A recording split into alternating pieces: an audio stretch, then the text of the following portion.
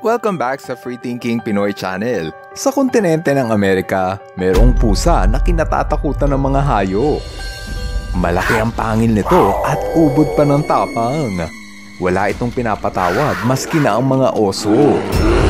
Kamukha nila ang mga leon pero dahil nakatira ito sa bundok, tinawag itong mountain lion. Sila ang mga puma o mas kilala sa tawag na cougar. Marami tayong hindi nalalaman sa mga cougar kaya sila ang ating bida for today's video. Aalamin natin kung paano sila humuli ng biktima at sino ang mananalo sa pagitan ng jaguar at cougar.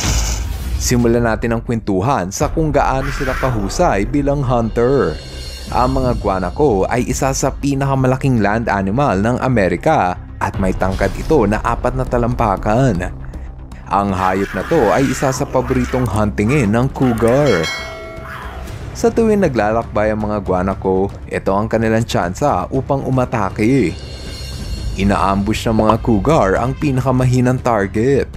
Kapag umatake na ang cougar, dito mo makikita kung gaano sila kabangis.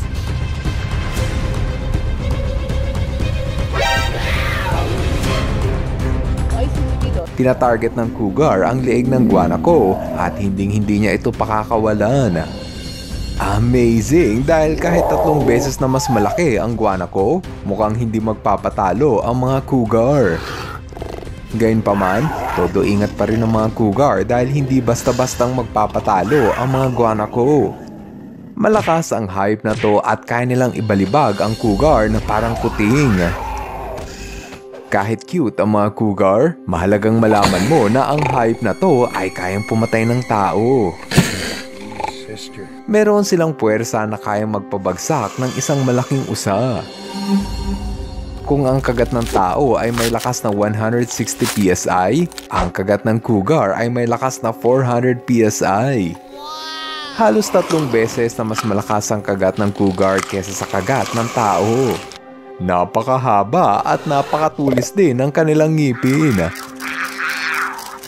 Kaya ang kanilang biktima mabilis na namamatay kapag kinagat ng cougar sa leeg. Nag-evolve ang mga cougar bilang mabilis tumakbo at maliksing maninila. Ang mga cougar kasi ay kayang tumakbo sa bilis na 50 miles per hour, kaya maski ang maliliksing kuneho ay walang takas. 8 beses pa nga mas mabilis sa mga cougar kesa sa tao. Ang pinakamalupit na katangian ng cougar ay ang husay nila sa pagtalon. Alam mo ba na kaya nilang tumalon sa taas na 18 feet? Kamamanghaan mo ang mga cougar dahil ang isang talon nito ay kayang umabot sa distansya na 45 feet. Katulad ng mapapanood nyo, kitang-kita kung gaano kataas tumalon ng cougar sa mga puno. Sobrang haba pa ng kanilang kuko kaya palagi nilang hinahasa ito sa kahoy. Importante sa kanila ang mahabang kuko dahil ito ang kanilang gamit upang makaakyat ng puno. Gaya ng cougar na to na pilit na umaakyat ng puno dahil sa nakita niyang sloth. Madaling nakaakyat ng puno ang cougar kaya agad din niyang nakuha ang sloth. Kahit matindi ang pagkakakapit ng sloth sa puno, sadyang malakas ang puwersa ng cougar. Sa huli, mas nanaig ang puwersa ng cougar, kaya ang kawawang sloth wala nang nagawa kundi ang sumuko sa gutom na predator. Dahil sa palaging gutom ang mga cougar, kung minsan napapadpad sila sa syudad sa kakahanap ng pagkain. Pati ang mga alagang hayop ay hindi ligtas sa kumakalam na bituka ng cougar. Gaya ng aso na to na namataan ng isang concerned citizen na pilit na tatangayin ng cougar upang kainin. Kawawang aso, naging laman siya ng cougar.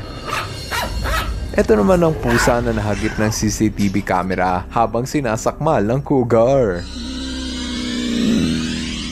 Dahil dyan, pinapayuhan ng mga pet owner na ikulong sa loob ng bahay ang kanilang alagang hayop. Sa ganitong paraan, magiging ligtas ang kanilang pets sa atake ng cougar. Oo nga pala, bago tayo magpatuloy, don't forget to click the like button. Maraming salamat! Hindi palaging panalo ang cougar sa mga aso dahil kung minsan, nako-corner sila ng mga grupo nito. May mga aso kasi na kapag nagtulungan, kayang-kaya nilang talunin ang nag-iisang cougar. Dahil dyan, no match sila sa teamwork ng mga aso. May mga breed din ng aso gaya ng Dogo Argentino na sadyang pinarami upang lumaban sa cougar. Ang mga aso na to ay may mas malakas na pangkagat at yan ay para talunin ng mga cougar. Sa tuwing nakakaharap ng mga cougar ang Dogo Argentino, tumitiklop sila na parang pusang natatakot. Ang isa pang hayop na nagbibigay takot sa mga cougar ay ang mga oso. Napakalaki ng katawan ng mga oso kaya alam ng cougar na hindi sila mananalo rito. Nag-aaway lamang sila sa tuwing pinoprotektahan nila ang kanilang anak sa isa't isa. Ang mga oso kasi ay pwedeng kumain ng kuting ng cougar, samantala ang cougar ay kilala rin kumakain ng baby bear. Pero kung one-on-one ang labanan, sigurado ako na oso ang mananalo. Sa lahat ng pwede nilang maengkwentro, ang mga jaguar ang pinakapatas na laban. Hindi kasi nalalayo ang timbang at laki ng dalawang pusa na to. Sa tuwing nagtatagpo ang kanilang landas, siguradong mauuwi ito sa rambulan. Madalas ay agawan ng teritoryo ang dahilan ng kanilang away. Kung ikaw ang tatanungin, sino sa tingin mo ang mananalo? Cougar o jaguar? Sa video kasing ito, may kita ang jaguar na tumakbo at sumuko sa cougar. Maliban sa jaguar, meron pang isang pusa ang mabilis na magpainit sa ulo ng mga cougar. Ito ang mga lynx. Agawan naman sa pagkain ang nagiging dahilan sa pag-aaway ng dalawang pusa na to. Di hamak na mas malaki ang cougar kesa sa lynx kaya siguradong panalo ang mga cougar sa away na to. Gaya ng aso at pusa, ang salpukan ng wolf at cougar ay isang tagisa na matagal nang nagaganap. Galit ang cougar sa mga wolf dahil mahilig itong mang-agaw ng pagkain. Samantalang galit naman ng mga wolf sa cougar dahil kinakain nito ang kanilang mga tuta. Kung ako ang tatanungin, panalo na naman ang cougar. Naibalita kasi noong 2015 na may namataang cougar na pumatay ng wolf. Kitang-kita na sinakmal nito sa leeg ang wolf hanggang sa malagutan ito ng hininga. Dahil sa bangis ng higanting pusa na ito, tiyak na matatakot ka kung makakasalubong mo to. Gayunpaman, maraming tao ang nahihilig mag-alaga ng cougar dahil ang tingin nila dito ay mga cute na pusa. Kung ikaw ba ang tatanungin, gusto mo rin ba mag-alaga ng cougar? Ako kasi, parang gusto ko rin. I-comment mo na yan nang mabasa namin ang iyong opinyon. Ngayong napabilib ka sa husay at bangis ng mga cougar, ang ating susunod na topic ay tungkol naman sa hari ng gubat. Marami ang naniniwala na ang tigre ang tunay na hari ng kagubatan. Mas malaki at mas malakas kasi ang tigre kaysa sa leon. Ngunit kung tapang at bagsik ang pag-uusapan, hindi hamak na mas malupit ang mga leon. Wala itong inaatras ang laban at makikipag-away hanggang kamatayan. Lahat ng predator sa Africa ay natatakot kalabanin ang leon. Barumbado at siga ang mga leon kaya sila ang hinirang bilang hari ng Africa. Kung hindi ka kumbinsido sa lakas ng leon, pues mapapanood mo ang pambubuli ng mga leon sa iba't ibang hayop. Mula sa pang-aaway nila sa hyena hanggang sa pagpatay nila sa kawawang cheetah. Ito ang 5 predator na pinabagsak ng leon. Una sa ating listahan ay ang leon laban sa cheetah.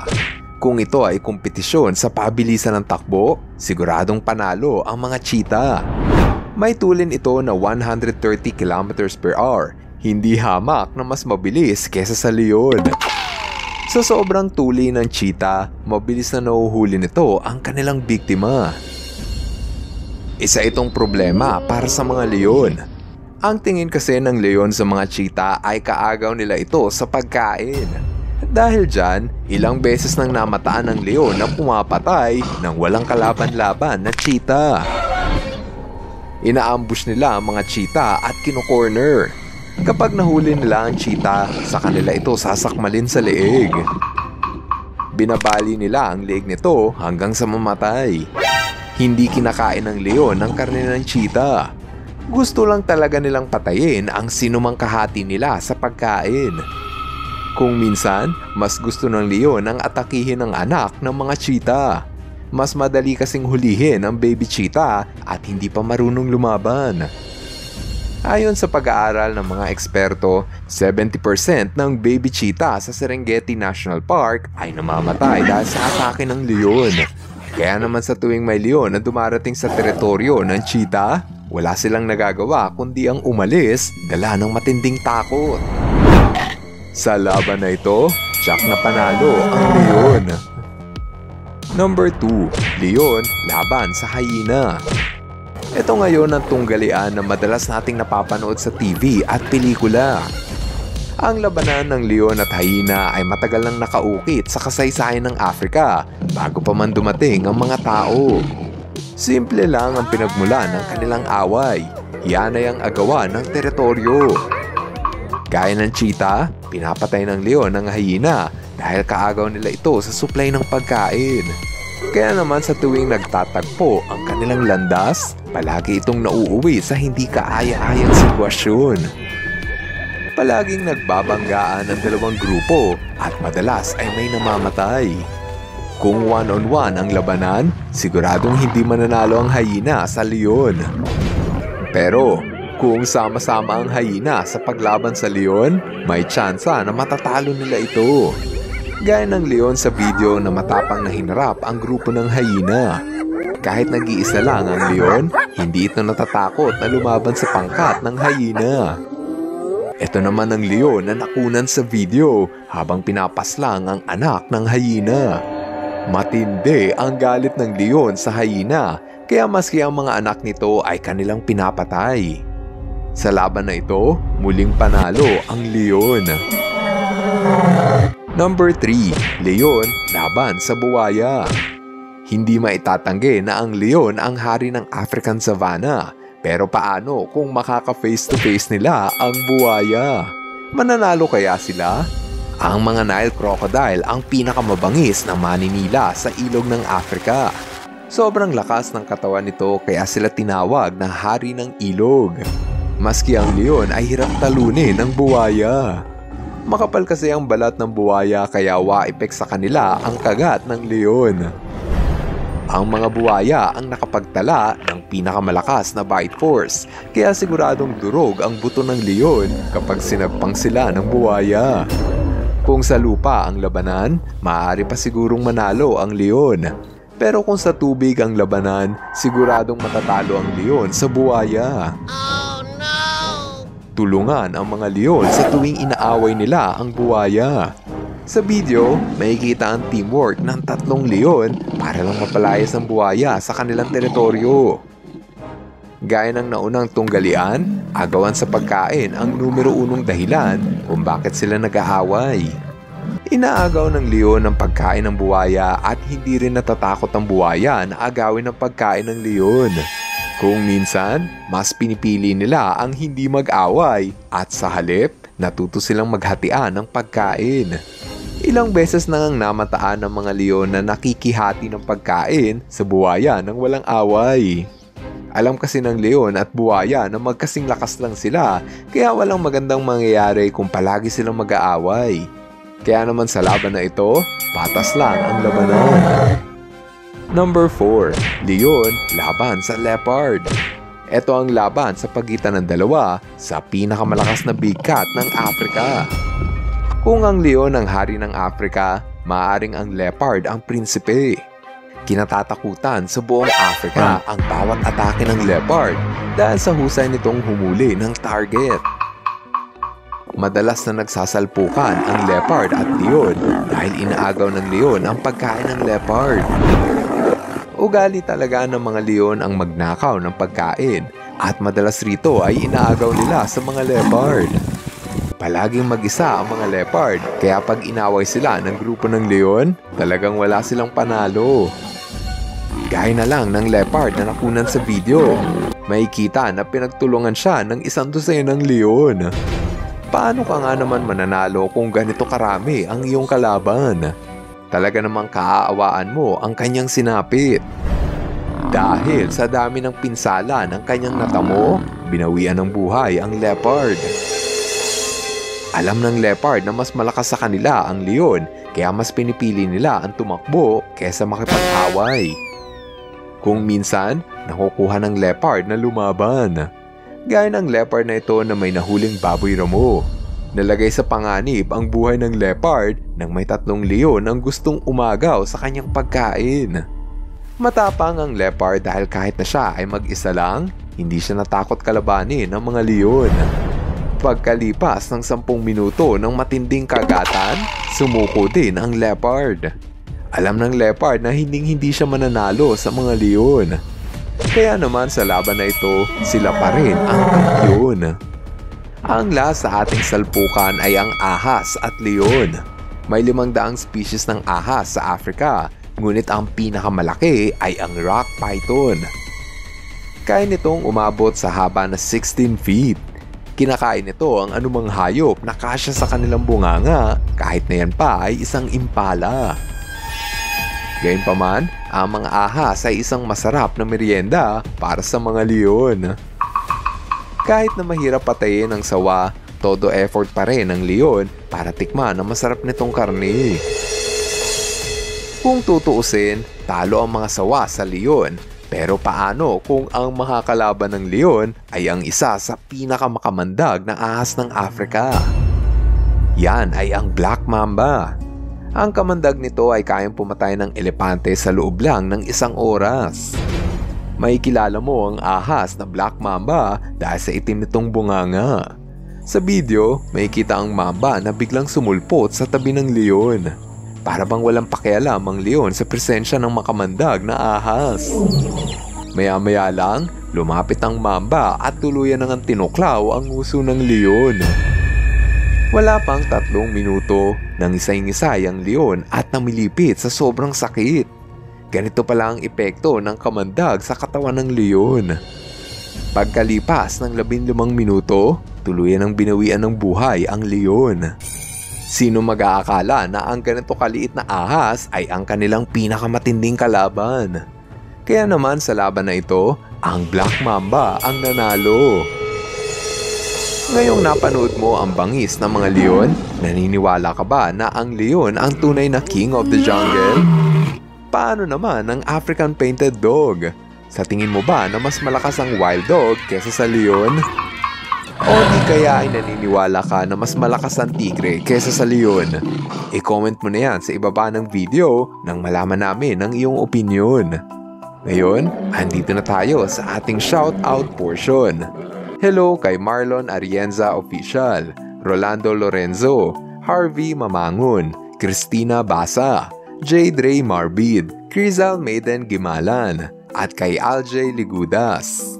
Maraming salamat sa inyong panunood. Now see you guys in my next video. FTP viewers, thank you so much sa panunood mo na aking video. Kung nagustuhan mo ang video na ito, subscribe na sa FTP channel. Don't forget to hit the bell button para updated ka sa mga bagong videos. Paalam!